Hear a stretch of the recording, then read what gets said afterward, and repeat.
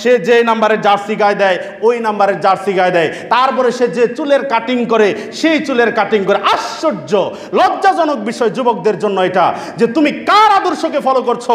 তোমার আদর্শ হচ্ছে লাকাদ কানা লাকুম ফি রাসূলিল্লাহি উসওয়াতুন হাসানা। তোমার আদর্শ তো হবে সেই ব্যক্তি যিনি হচ্ছেন এই পৃথিবীতে আদম আলাইহিস সালাম থেকে নিয়ে কিয়ামত পর্যন্ত যত মানুষ আসবে সমস্ত মানুষের মধ্যে যিনি উত্তম মানুষ সেই মুহাম্মদ সাল্লাল্লাহু আলাইহি ওয়াসাল্লাম হবে তোমার আদর্শ, তাই নয় কি? অবশ্যই তিনি হবেন আদর্শ, কারণ ইহুদি খ্রিস্টান বৌদ্ধরা সকলেই এক বাক্যে স্বীকার করেছে মুহাম্মদ সাল্লাল্লাহু আলাইহি ওয়াসাল্লামের মতো সফল কাম মানুষ পৃথিবীতে আসে নাই, ওরা স্বীকার করে নিয়েছে এটা। যুব সমাজের অধঃপতনের কারণ, একটা দেশের যুব সমাজ যদি ধ্বংস হয়ে যায়, একটা দেশের যুব সমাজ যদি ধ্বংস হয়ে যায় তাহলে ওই জাতিটাই ধ্বংস হয়ে যায়। কারণ যুব সমাজ হচ্ছে জাতির মেরুদণ্ড।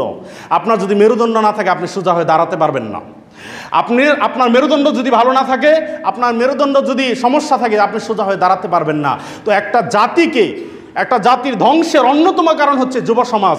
আর ইহুদি নাসারা, বৌদ্ধরা, হিন্দুরা, যত অমুসলিম আছে সমস্ত অমুসলিমরা মুসলমানদের বিরুদ্ধে ওরা ঐক্যবদ্ধ।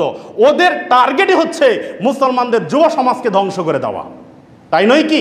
অবশ্যই তাদের প্রধান কাজ, তাদের প্রধান টার্গেটটাই হচ্ছে মুসলমানদের যুব সমাজকে ধ্বংস করে দেওয়া এবং মুসলমানদের নারীদেরকে ধ্বংস করে দেওয়া। এই দুই শ্রেণীর মানুষদেরকে যদি ধ্বংস করে দেওয়া যায় তাহলে একটা জাতি পুরোটাই ধ্বংস হয়ে যাবে। এই জন্য আমাদের উচিত হবে সতর্ক হতে হবে যে আসলে ইহুদি নাসারারা কখনোই আমাদের ভালো চায় না, ইহুদি নাসারারা কখনোই আমাদের ভালো চায় না। কিন্তু আমরা যে তাদের সংস্কৃতিকে ফলো করি, তাদেরকে আমরা অনুসরণ করি।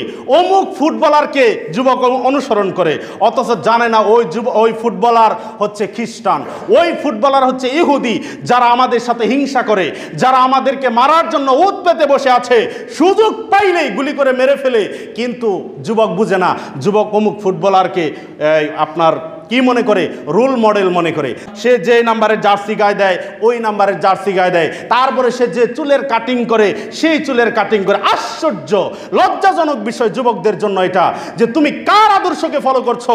তোমার আদর্শ হচ্ছে লাকাদ কানা লাকুম ফি রাসূলিল্লাহি উসওয়াতুন হাসানা। তোমার আদর্শ তো হবে সেই ব্যক্তি যিনি হচ্ছেন এই পৃথিবীতে আদম আলাইহিস সালাম থেকে নিয়ে কিয়ামত পর্যন্ত যত মানুষ আসবে সমস্ত মানুষের মধ্যে যিনি উত্তম মানুষ সেই মুহাম্মদ সাল্লাল্লাহু আলাইহি ওয়াসাল্লাম হবে তোমার আদর্শ, তাই নয় কি? অবশ্যই তিনি হবেন আদর্শ, কারণ ইহুদি খ্রিস্টান বৌদ্ধরা সকলেই এক বাক্যে স্বীকার করেছে মুহাম্মদ সাল্লাল্লাহু আলাইহি ওয়াসাল্লামের মতো সফল কাম মানুষ পৃথিবীতে আসে নাই, ওরা স্বীকার করে নিয়েছে এটা।